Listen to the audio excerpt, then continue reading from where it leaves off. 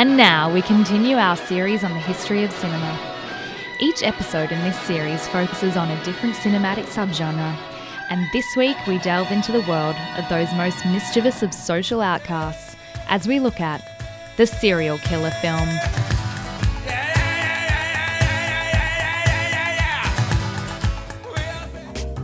Serial killers are one of the most enduring and beloved of all film characters. Each one has their own wacky quirks, weird modus operandi, and yes, their own unique fashion sense, especially when it comes to human skin suits. One of the earliest serial killer films was made in the last years of the silent era. Following the success of Sherlock Jr. and Steamboat Bill Jr., silent film hero Buster Keaton was looking for another classic character upon which he could put his own slapstick take. The result? 1929's Jack the Ripper Jr., where Keaton prowls the streets, murdering ladies of the night in hilarious and physically daring ways. This of course featured the famous entrails and swinging chandelier scene, a scene for which producers actually spent time behind bars.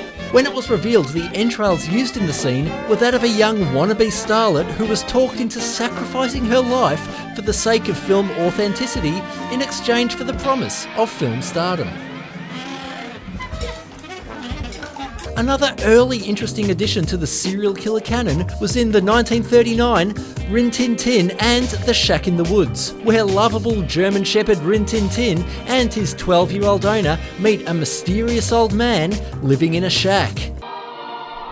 What you doing here, boy? Hey mister, me and my dog were out walking when we saw your shack. We didn't realise there was anyone living all the way out here. Who else knows you're here? We didn't tell anyone where we're out walking to, did we, boy? That's so. Nice looking dog there. Oh yeah, this is Rin Tin Tin. He's the greatest. He looks a little hungry. He always hungry. How about two of you step inside my shack? I'll fix something to eat. Oh gee, thanks mister. That sounds swell, doesn't it, boy? We won't give away too much about what goes on inside the shack, other than to say that the old man and Rin Tin Tin ate very well that day. The drive-in culture of the 50s and 60s provided the perfect platform for the serial killer film to flourish. Notable titles from this era include I Was a Teenage Deviant Strangler, Surfer Gal's Shallow Graves, Gidget in the Secret Dungeon, Decapitation Party USA, Neighbour's Pet Cat Kill Kill, and what many regard as Elvis's grittiest film, playing a cannibal serial killer in Cook Me Tender. Well, I happen to think you're pretty. Thank you. Can I hold your hand? You wanna hold my hand? Well, alright then. My hand! That's a nice tender hand. I'm gonna cook it up with some garden vegetables. Ham bake. We're gonna have a ham bake. Ham bake. We're gonna have a ham bake. It was the home video boom of the 1980s that allowed the serial killer film to flourish. People could experience the exploits of sociopaths in the comforts of their own home, such as the forgotten classic, The Gruesome, Henry, Portrait of a Serial Killer, Down Under. Did you really kill your mama? I guess I did. Struth, Henry, you mad bastard. What's with all the doom and gloom? Grab us a tinny out of the esky, why don't you?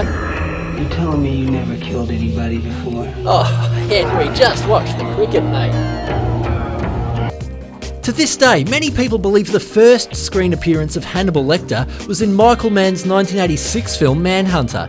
But this is not the case. In the early 80s, Jim Henson bought the rights to the character and introduced to a generation of children Sesame Street's first cannibal character. Quick, bro, what you do to that body? Well, Hannibal, I'm a surgeon, and I'm performing an operation on this person who's had an accident. Human flesh. Nom nom nom nom nom nom nom nom nom. No, Hannibal, no! No, Hannibal, flesh is a sometimes food. Today, serial killers show no sign of losing the love of the public. In fact, the first hipster serial killer film is set to hit cinemas later this year in Tarquin, who kills and mutilates strangers ironically and gives new meaning to the term skinny jeans. Thanks for listening, cinephiles.